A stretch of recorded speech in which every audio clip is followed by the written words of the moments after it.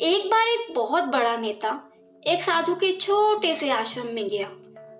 उस साधु के बारे में बहुत सुना था, तो उसके मन में आया कि मैं एक बार जा करके देखता हूँ कि लोग उसकी इतनी तारीफ क्यों करते हैं। जब वह उस आश्रम में गया तो वहां पर एक छोटा सा कमरा था, जहां पर एक कालीन बिछा हुआ था।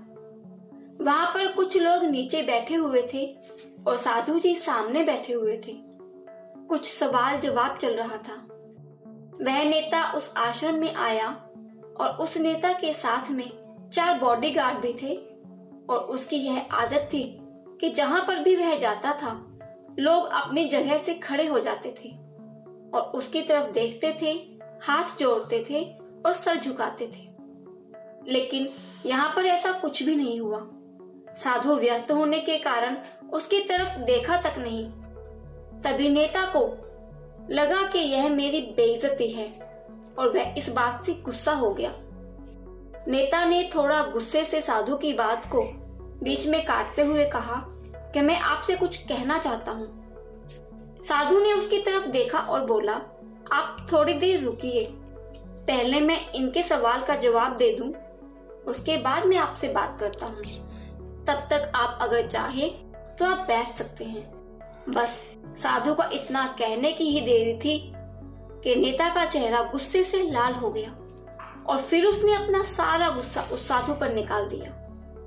अभी तक वह नेता बहुत तमीज से आप कह करके बात कर रहा था, लेकिन अब वह तू तड़ाक पर उतर आया।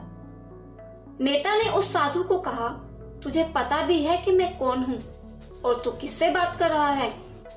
साधु ने उसकी तरफ देखा और कहा, मुझे इससे कोई फर्क नहीं पड़ता कि आप कौन हैं, लेकिन आप जो कोई भी हैं, अगर आप चाहते हैं कि मैं आपके सवाल का जवाब दूं या आपसे बात करूं, तो आपको कुछ देर रुकना होगा।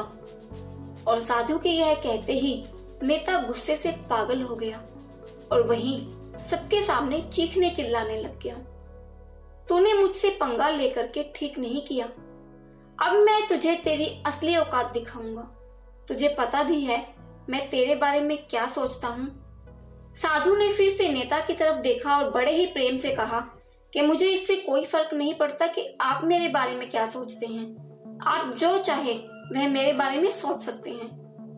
फिर नेता ने उससे कहा कि तू चाहे सुनना चाहता है या नहीं, लेकिन मैं तुझे यही सबके सामने बताऊंगा कि मैं तेरे बारे में क्या सोचता हूँ। तू कोई साधु नहीं है, तू एक बहुत ही घटिया इंसान है। तू एक ढोंगी है, पाखंडी है और यहाँ पर जितने भी लोग बैठे हैं उन सबको बेवकूफ बना रहा है। तेरा बस एक ही मकसद है, इन लोगों की जेब में जितना भी पैसा है वह सब तेरे पास में आ जाए। तू अपने फायदे के लिए इन लोगों का इस्तेमाल कर रहा है और मैं तुझे नहीं छोड़ने वाला हूँ। पूरी दुनिया के सामने तेरा पर्दाफाश कर दूंगा। लेकिन उसके इतना बोलने के बाद भी हल्की सी मुस्कान उस साधु के चेहरे पर बनी ही रही। यह देखकर वह और भी तिलमिला गया और उसने कहा, अब बहुत हो गया, अब मैं यहाँ 1 मिनट भी नहीं रुकने वाला।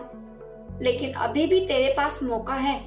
अगर मुझसे माफी मांगनी है या मुझसे कुछ कहना है तो कह सकते हो।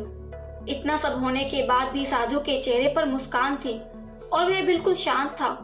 और फिर उन्होंने अपनी आंखें बंद करी और फिर साधु ने अपनी आंखें खोली, हाथ जोड़े और कहा कि मुझे आपसे कोई गिला शिकवा नहीं है।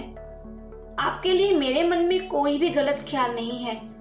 जो भी मेरे बारे में आपने कहा वह आपकी अपनी सोच थी, तो मुझे आप में कोई भी बुराई नजर नहीं आती। मुझे आप बहुत ही भले इंसान लग रहे हैं। और साधु के इतना कहते ही नेताजी का दिमाग 7वें आसमान पर पहुंच गया।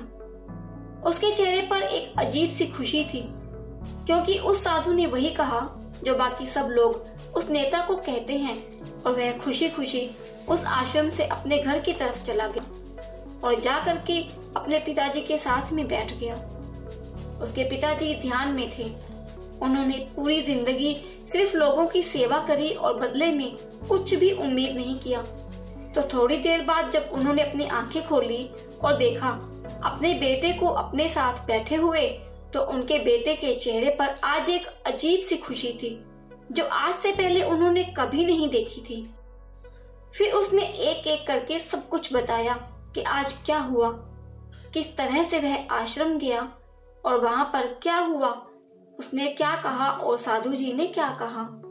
जब उसके पिताजी ने पूरी बात सुनी तो थोड़ा सा मुस्कुराए और अपने बेटे को देख करके बोले कि उन्होंने तुम्हारी तारीफ नहीं करी, क्योंकि उन्होंने वह नहीं कहा जो तुम हो, उन्होंने वह कहा जो वह खुद हैं।